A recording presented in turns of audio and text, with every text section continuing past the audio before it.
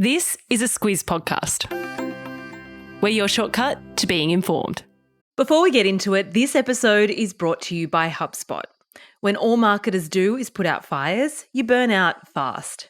With Breeze, HubSpot's collection of AI tools, you can get results without the stress. So marketers, stay cool, and your campaign results get hotter than ever. Visit hubspot.com/marketers to learn more. Year Ahead is our Hit the Ground Running New Year podcast series where we chat to our friends in news about what they've got their eye on this year, and in true Squiz form, we get their recommendations. I'm Kate Watson. And I'm Claire Kimball. Andrew Williams will be a familiar name to many of our listeners. He's our first guest for this series, co-host of Squiz Today. Andrew, welcome to News Club. Thank you so much for having me. It's lovely to be here. Andrew, we hired you for a few reasons. You've got great news judgment. Thank you. You're a really good podcaster. Really enjoyed listening to you on podcast. You're also a top bloke. Thank you very much. What we came to understand as well as you get into the team and get more and more comfortable, you've revealed a few special subjects that you have up your sleeve. One of which is entertainment. Yeah, pretty much anything entertainment I'm into. I've often said right the gamut from musical theatre to professional wrestling, which are not as far away as you might think, those two particular subjects. They're both an art form. So, yeah, pretty much anything, usually the nerdier the better. I'll try and steer clear of too much of that stuff over the course of this. But, yeah, films, TV, books, You're games, the guy. You name it, I'm usually into it. You actually have credentials in this too. You are a film and TV critic. You do, what did you say to me, for your profession? Yeah, watch I things do on professionally TV. watch things. That's yes, true. That's right. You have a spot on radio where you talk about TV and film. So, he's not just interested. He's actually got the chops as well. Yeah, we're not half baked. Not at all. Let's get into it.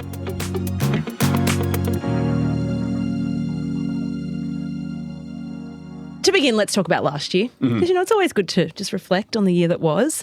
The entertainment story that really stuck with you from 2024, Andrew. Yeah, so this just beat out the Eras Tour, which I only dismissed because it was arguably the last 2 or 3 years has been so dominant. But I ended up going with a movie that I could talk about for hours and hours and hours, and not because it's good in any way, shape or form. I often think movies that are bad are much more interesting than movies that are good. And this one is called Joker Folie à Deux, and it is the sequel to a movie that came out in 2019. Now, you might remember Joker. Joker won the Best Actor Oscar for Joaquin Phoenix that year. He's obviously a fabulous actor, and the movie was enormously successful. It made over $1 billion worldwide. It was made for $60 million. So think about that profit margin. Most businesses would kill to have that sort of profit, and it was an enormous success. So when the sequel came out, people thought this is going to make $1 billion again, and then they added Lady Gaga to it as Harley Quinn, who in the Joker world is his kind of paramour. And it just absolutely tanked, like I've never seen. It didn't make back its budget, which was $200 million when you add marketing to it, and was just pretty much a fail on a critical commercial level. You said to me, because I haven't seen it. You and a lot of other people. And a lot of other people. And I'm not a big follower of that kind of genre of film anyway. However, you said to me that there's something potentially deliberate about the failure. So can you talk to us about that? So if you haven't seen Joker, it's essentially the movie's Taxi Driver and the King of Comedy in clown makeup. But a lot of people loved it, really loved it. But this was a success. And it was a success in particular because it was adopted by a particular group of society, young men, often sometimes referred to as incels, who have kind of a pretty toxic relationship with the world at large. And they kind of saw in the Joker character a reflection of themselves and their frustrations with the world around them. Right. And so when this second movie came out, it was a musical, which a lot of people didn't know. It had Lady Gaga as Harley Quinn, and it was basically a direct criticism of the people that loved the first movie, of that particular group of people that loved the first movie. And because it was a musical, they didn't go to see it. And those that did go to see it hated it. And were offended? And I think we're offended by it. Some were offended by the content, and some were offended by how bad it is. As a musical theatre lover, it's also a really bad musical. See, I'm hearing Lady Gaga, I'm hearing Joaquin Phoenix, I'm hearing musical. I'm there. Yeah. And I'm not. Yes. And that's kind of the thing. It was kind of a movie for no one and almost intentionally. And I remember watching it going, who is this for? Why have they done this? What series of decisions have led us here? It's an absolutely fascinating business story as well as a creative one. I think the thing that, and just before we leave 2024, the thing that has stuck with me around 2024 and entertainment, and I blame you for this in a lot of ways, is highly talked about shows, and I'm referring to ones like Baby Reindeer and The Menendez Brother. A lot of it's really grim stuff. There's also been, I mean, just in the podcasting world of entertainment, true crime just continues to soar. What's that about? This idea that we want to watch this super grim kind of, I don't know, I guess form of entertainment. Why it gets our attention, My understanding, and obviously, I'm not a psychologist, but I would say that what I understand from people that do love these sorts of things, and I am close to one of them, is that it's an escape. It's a window into a world that you don't want any part of in real life. So if you're looking into the grimness of true crime, it's sort of like how people describe looking at a car crash. You want to look away maybe, but you can't. And I think in this case, people are just really interested in the darker moments of human nature, but they don't want to necessarily experience them personally. So entertainment is a really good way to experience them with some kind of remove and understand more about psychology and all those sorts of things without having to actually meet or interact with any of these people, which obviously you don't want to do. Nobody probably wants to meet the Menendez brothers or be stalked like someone in Baby Reindeer, but stories about it are interesting because it's so far removed from what our normal lives generally are. Do you think it's also got to do with needing cut through as far as the plethora of entertainment options we've got and all the streaming options we've got? There's always in these big shows like that one scene that's so shocking that you kind of talk about it, but you kind of don't talk about it, and then people get curious. And it's like, is it a strategy to cut through? I don't think it's a strategy, but I think it does happen naturally. So, for example, the best example of that is Baby Reindeer. So, Baby Reindeer, people used to talk about a specific episode of that show, or whatever it was. 4, that you're not going to believe what happens in this, and that kind of drove this word of mouth. There was almost no promotion for Baby Reindeer when Netflix first dropped it. They clearly didn't think it was going to be a hit. They thought, we just made this and, we'll see if people find it. And boy, did they find it. So I don't think it's strategic, but I think that people do kind of glom on to that shocking part of entertainment. And, you look at the twist ending. The twist ending is a big part of all entertainment. Agatha Christie, it goes back that far. Shocking people is a big part of entertaining them. Andrew, we actually have a think about one of the big news stories to come this year. AI. Big news story, regardless of what industry you're in, just constantly. Why did you pick this out, and what do you want to say about it, I guess is my question. I think we are going to see it become a clear and present danger to creative people because as it gets better and as it gets more capable of replicating the creative process, we're going to see more people probably lose their jobs, I think, in the creative industry. And not necessarily because they should, but because someone is looking at a balance sheet somewhere and going, well, we can save money by doing this bit with AI. And it's probably not going to be the big people. It's probably not going to be actors and directors and writers yet, but it is probably going to be some of the people that perform the functional jobs on a movie set or on a TV set or in a book editing process or all of the things that give us entertainment and make it great. And I think just recently I saw Lisa Kudrow. She watched a Robert Zemeckis film that came out recently called Here, which is set in one room over decades. It stars Tom Hanks, and it sort of shows the growth of that room and what changes and what happens in that singular location. It's essentially one shot for 100 minutes. And she said that it terrified her because of all the AI presence in it and how AI was going to take those jobs. Now, everything I've ever seen that's been created by AI has been absolutely dreadful. I was going to ask, or maybe we don't know. I don't think we know, and I think that's the other thing I worry about, where it is being used and not being disclosed. For me, someone that loves art and entertainment, it genuinely makes life worth living, and if you take away the human part of it, I think you do take away its ability to connect with people. So I don't think it's going to kill entertainment, but I do think it is going to segment it quite heavily, where people that do have a connection with their audience, a really strong connection, can maintain that, because in the end it makes us human. But the big businesses that are going, well, we can do some of our stuff with AI, are going to probably find that it's not connecting with audiences and it's going to cause them a problem. I listen to, on the Daily podcast, they do those Sunday conversations, and it was about that film and that whole process. And what the director Zemeckis was talking about was that they could have done a whole CGI thing, like that's how you would have told that story. CGI is how they sort of overlay like big explosions and all that kind of stuff. Computer generated imagery. So the idea is, thank you. Yes, that's all you need to say. Big explosions is how I describe it. Computer generated imagery. Got That's it. right. Okay. Yeah. But they wanted Hanks. He's the guy who made Forrest Gump. So they wanted Hanks and Wright, who were the two main actors in that film, and how to take that from when they were teenagers through to old age. That's the storyline, essentially. It's over decades. They couldn't do with makeup or CGI with Tom Hanks. Like, they could probably get Robin Wright to a certain point, you know, into her 20s and 30s, but they were never going to get Hanks looking that young again. Looking like a teenager. So this is where the AI tool, which they built specifically for this movie to do, it cost them about $50 million to build that AI tool.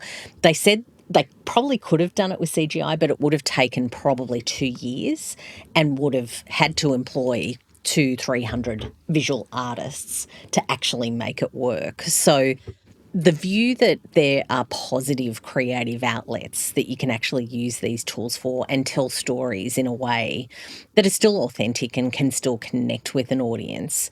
Although I have to say he was very much at pains to explain that this wasn't a cost exercise. It was around the creative bit. It opens up some really interesting questions, doesn't it? Did it work? Did he look young? Well, that's why I wanted to ask whether you'd seen it. Did you believe it? I've seen clips of it and I thought it's maybe a touch ropey still. It's not quite there yet. But so here is on many critics' lists of the best films of last year. So it's not that it's a soulless exercise by any stretch, but it's this kind of encroachment that I think a lot of people are going to worry about. And if they can use it to make better stuff and more creative stuff and stuff that we haven't seen before, and it's been used in AI has been used in video games, for example, for decades. So if they can use it for good purposes, that's great. But there's a really big worry out there that it's not going to be used for the right purposes, and it's just going to be used to replace people. And I assume on your point around disclosure, and this is the conversation we've been having about AI for a really long time, is how quickly can they legislate on these things? And I can only assume from what you're saying that there's no real rules around what you need to tell people you're doing.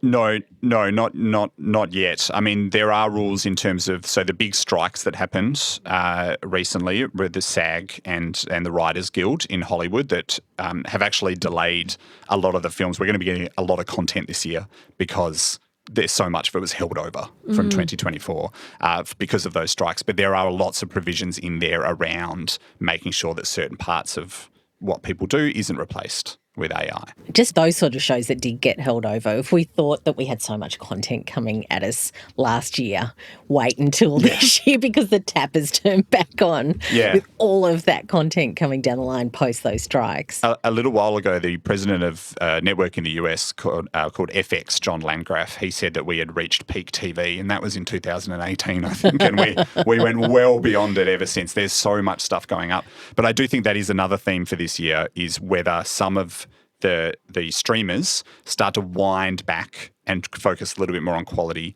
over quantity. We've already seen that Marvel says they're going to do that. They're going to just not put out so much stuff because it really hurt their brand. And I think there's a lot of the streamers like Netflix and Disney Plus that are looking at that and going, yeah, maybe we just need to try and give our stuff a better shelf life.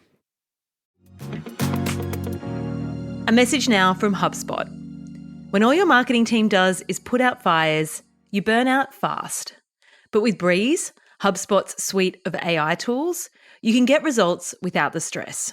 It means you can capture audience attention, access all your data from one place, and see how easy it is to get 110% more leads in just 12 months. Visit HubSpot.com/marketers to learn more.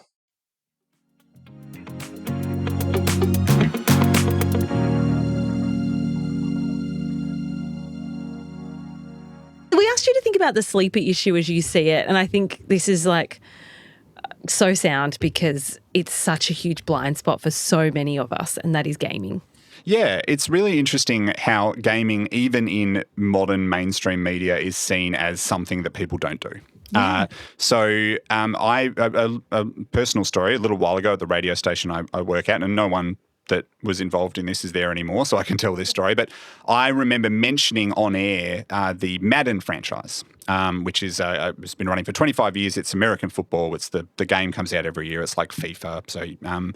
So it's a huge deal. And I just mentioned it in passing, and someone came up to me and said, "Don't talk about video games. We don't. Our listeners don't play video games."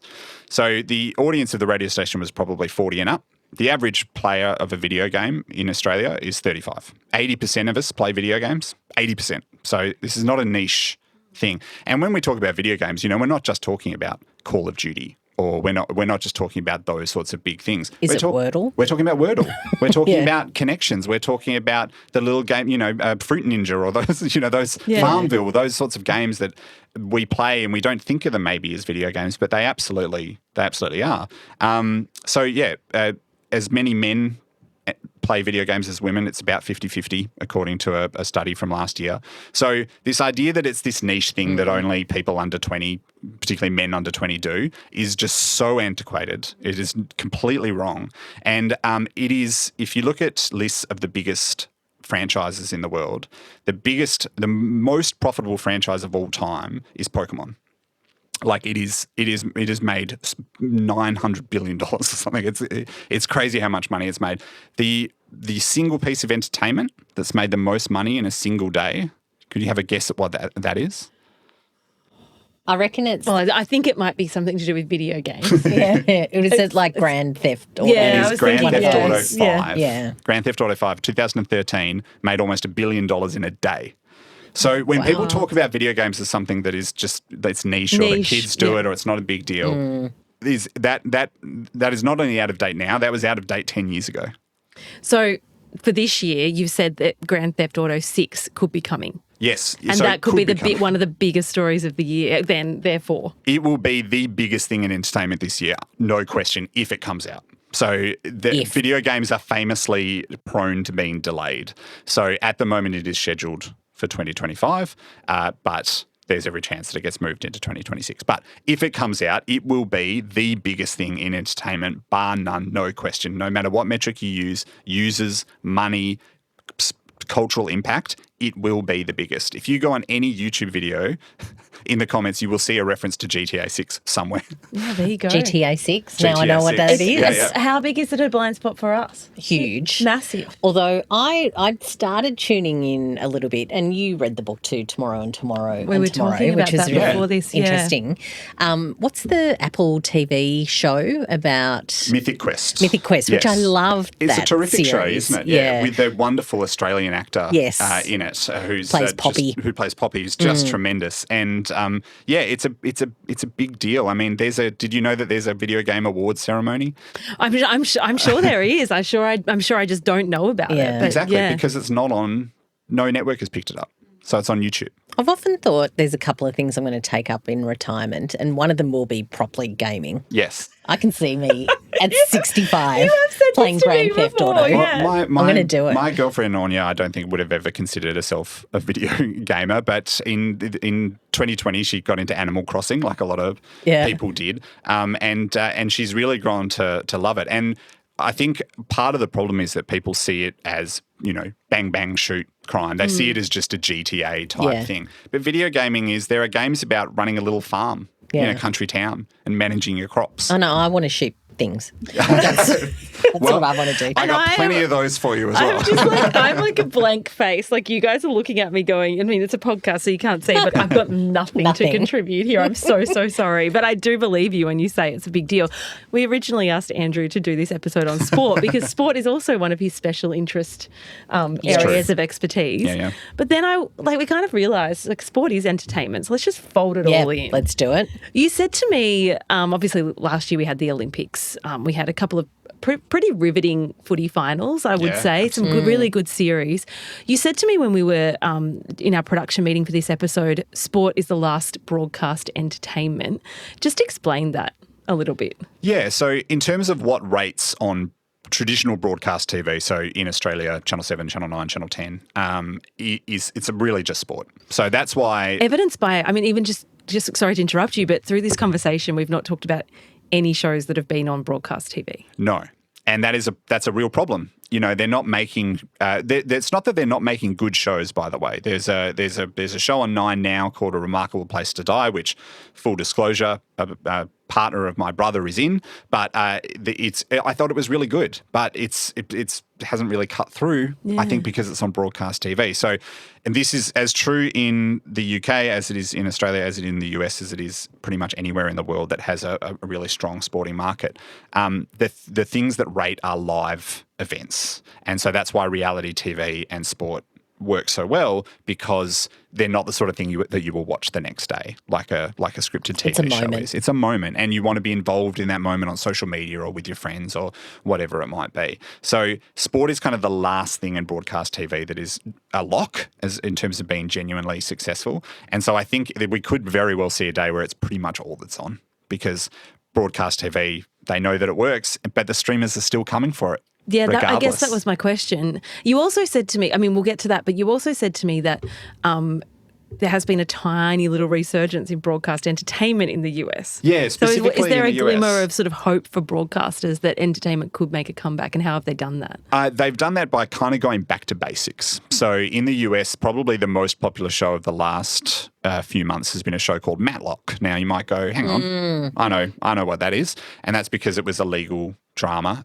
It's on my list. Back in the 80s, but it's a really interesting reboot because they've gender swapped it. First of all, they've got Kathy Bates, one of the best actors in the world, playing the role of Matlock. But in the end, it is a case of the week. Legal drama.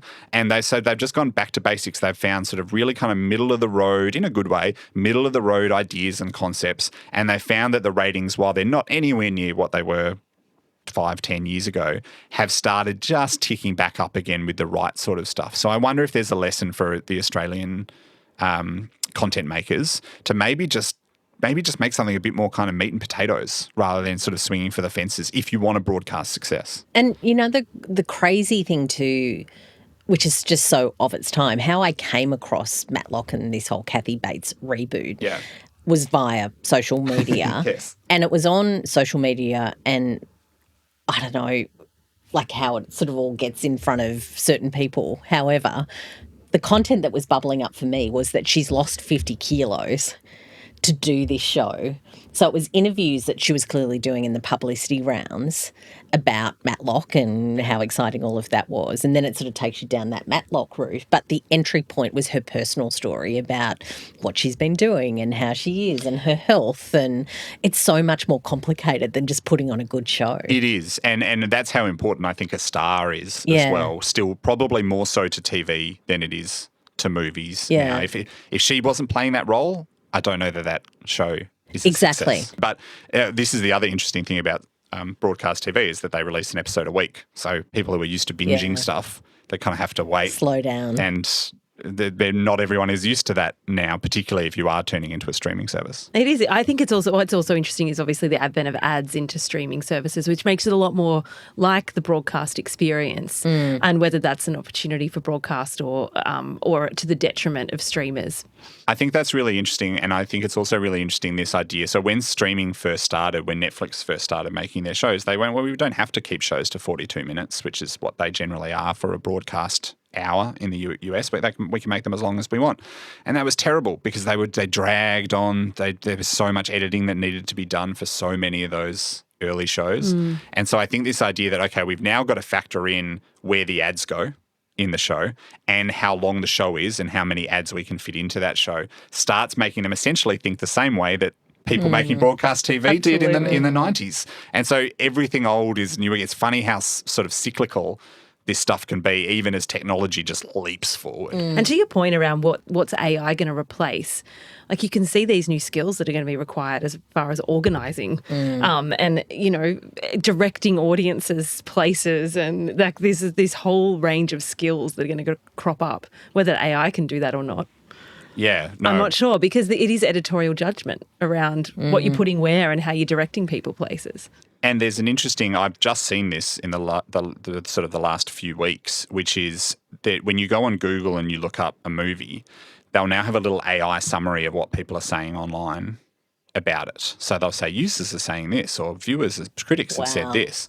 And it's very dodgy because these things a lot of them are still in their infancy. But I am also interested in that idea about curation, which is obviously something I'm very interested in being a critic, of going, who can I trust to tell me whether something is good or not? Yeah. And I do think knowing people that you kind of share a taste with is going to be really important because you're not going to be able to. Spotify recommends me stuff all the time that I have zero interest in. So does Netflix. They have no idea what I care about. So I think finding people that you generally go, I kind of usually agree with those people, might actually become more important over time rather than less. Andrew Williams. Done. It's not always going to be a winner. It is funny because whenever Claire recommends, I say to Sam, my husband, Claire's recommended this, and he says, "Okay, we will watch it then."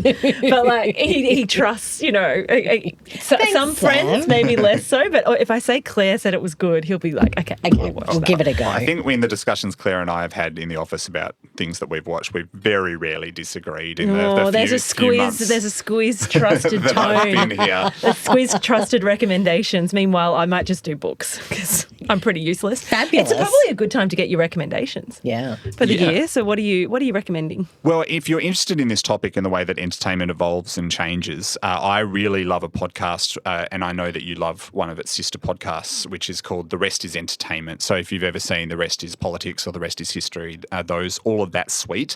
So this is Richard Osman, who writes the Thursday Murder Club series of books and also used to be a co-host on Pointless and hosts his own quiz show, and Marina Hyde, who is a fabulous columnist for The Guardian. We've mentioned her columns She's a number of times. She's a very, very funny and she does not suffer fools. And it is Richard Osman is much more kind of like sort of maybe like let's give people the benefit of the doubt. She's like nah. So it's a fun dynamic between the two. But they look at everything from how darts is broadcast to how AI is affecting film to bad British accents in movies, and it's a really great podcast if this sort of thing interests you. Yeah, absolutely.